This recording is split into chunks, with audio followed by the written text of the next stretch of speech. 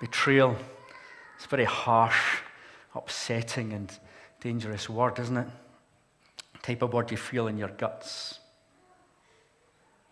I doubt there are many of us who haven't felt that surge of despair when someone they felt close to, who's been a part of their lives, acts and speaks in ways that breaks friendships or relationships. They act in ways that break trust. And equally, there are many of us maybe who know that we have broken and betrayed relationships and friendships at times. Betrayal. These are dark moments. And here in the garden in Gethsemane, Jesus is being betrayed by Judas. Judas approaches, and in a way that's normal for the friendship between a rabbi and the one following him, Judas will greet Jesus with a kiss. But for now, in this moment in the garden, this is the signal to those who will come with him, the crowd armed with swords and clubs. This is the signal that this is the man they're to arrest and to take to the high priest, on to Pilate, and will lead him to the cross and to death. The betrayal comes with a kiss, an act that is one of affection, of regard, of care, and of love. That act is used to betray Jesus and bring the last day and bring the path to the cross. But this act of betrayal is not only one of betraying Jesus, but it also betrays Judas and the crowd and those who are instigating this arrest. It betrays them all. Judas' act of betrayal here, they are being given a way out of facing the real questions that come when Jesus is with you. They're given a way out of dealing with the real challenge that Jesus is here. The key verses this morning lie with verses 48 to 49. And in the NIV translation that many of us will use, it says this: "Am I leading a rebellion, said Jesus, that you've come out with swords and clubs to capture me? Every day I was with you teaching the temple courts, and you did not arrest me. But the scriptures must be fulfilled." And there are many reasons why translators come to certain approaches to translating. Here, when we read Jesus' question, "Am I leading a rebellion?" it captures beautifully the tension of this moment when those who are coming after him are coming with violence, and Jesus is offering a different way. But in carrying that sort of energy of the moment, it lacks the detail which points to the betrayal that is taking place for the people who are coming against Jesus in the garden. Most other translations put it like this: "Then Jesus answers and says to them, 'Have you come out as against a robber with swords and clubs to take me?'" Those who have come to the garden to arrest Jesus are given, when Judas betrays them, they're given this opportunity to name Jesus as robber, bandit, thief, criminal. They come with clubs and swords, and Judas in his betrayal has given them the chance to bring a false picture of Jesus: bandit, thief, robber, criminal. This betrayal of Judas has given them the chance to avoid facing Jesus, who Jesus says he is. They are being given a false way to come face to face with Jesus. By Judas' betrayal, they are not facing the truth of who Jesus is. A couple of months ago, at one of our joint prayer breakfasts, we had a team from Glasgow City Mission, and since then I've been reading a few stories from Glasgow City Mission, the people involved in it, who've been supported by them. And one woman, Rachel, had suffered a difficult, a traumatic life. She'd been betrayed time and time again. Trust was just shattered. And it took months of small smiles, maybe big smiles, quick chats before there was a possibility of opening up, of face-to-face meeting that was open and seeing and hearing the truth of others, where help could be given and life shared, and a new life built on the truth of face-to-face rather than the damage of betrayal. I don't know the stories of those who are arriving with these clubs and swords to meet Jesus here in the garden. Don't know the stories, but I know this. When Judas betrays Jesus, he is betraying these people because he is giving them a way out of meeting Jesus face to face. Betrayal is damaging everyone here.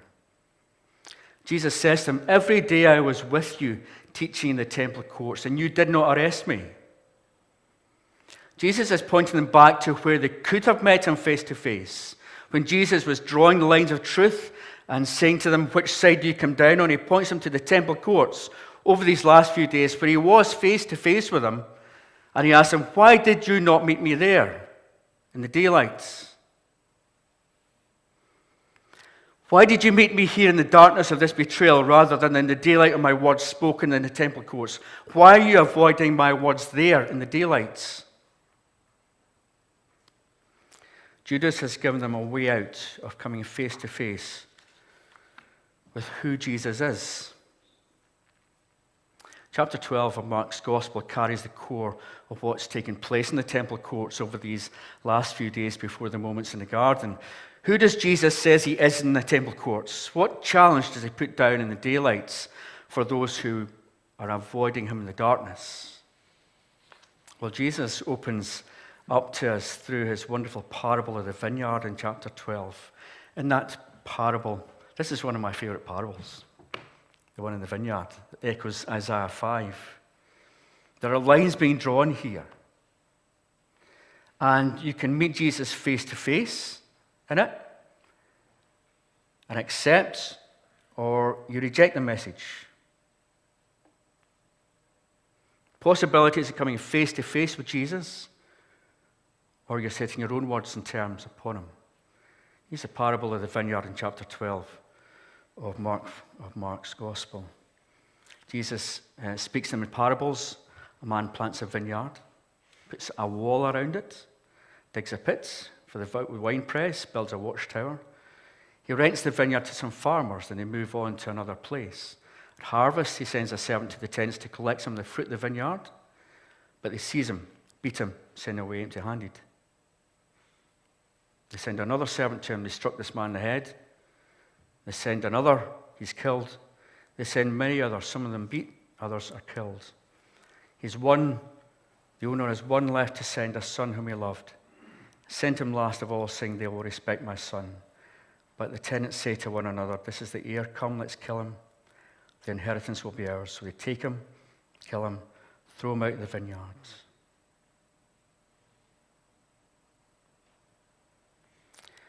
Who is Jesus in the temple courts? Who are they coming face to face with in the temple courts when Jesus says these words? What is the line being drawn here that Jesus offers them to accept or reject? First, that the vineyard is a picture of the people of God. We are planted for fruitfulness. Second, that those who are set to care for the vineyard, they have rejected the one who made it for fruitfulness. They've turned away from the prophets who would call them back to their maker. Third, that the son of the one who made the vineyard is now here. But those who are meant to care for the vineyard will kill the son and throw him out the vineyards. There is a line being drawn here. The leaders know that this is a word about them. Jesus draws a line between himself as the son who made you and seeks your fruitfulness, set against those who are meant to care for you and tend to you, but who act with violence to hold things to themselves. A line is drawn by Jesus in the crowds in the temple courts, and everyone knows it. Those he speaks against turn away and will enact this parable within hours. And the betrayal of Judas will give the space for others to not face this decision in the daylight of the temple courts. Jesus is asking the people in the daylight, who do you say that I am? He's asking them, am I the son of the one who made you to be fruitful? The one who made this vineyard and seeks its fruitfulness? Or do you stand with those who turn to violence, who have failed to care for the vineyard? Jesus says, I am here in the daylight of the temple courts. Who do you say that I am? And through Judas' betrayal, the crowds who come in the night are given a way out of answering this in the daylights. They are given the opportunity in the darkness to name him as those who do not care for the vineyard call him as thief, robber, criminal, and bandits. And there is a tragedy in all of that. Sometimes we need to sit with a question that Jesus faces us with in the vineyards, in the daylight of the courts. Who is Jesus to you?